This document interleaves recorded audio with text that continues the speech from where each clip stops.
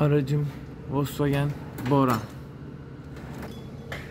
Arkadaşlar bazen yorumlarda şunu soruyorsunuz. Abi trigger kısmı tarafından ses geliyor. Bu nereden geliyor diye. Şöyle göstereyim. En azından Bora'nınkini görün. Hatta bunlar geldikçe sık sık çekeceğim. Bu görmüş olduğunuz direksiyon pompası, bu görmüş olduğunuz klima, şu üstteki de şarj dinamosu. Bu görmüş olduğunuz gergi ve bunun içinde birkaç tane daha bilye var arkadaşlar. Bunların her birinden geliyor olma ihtimali var.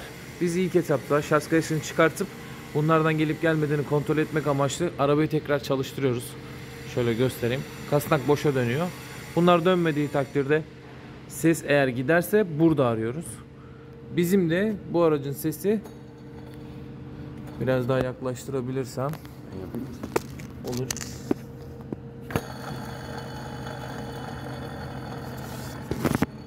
Klima kompresörünün bilyasından kaynaklı.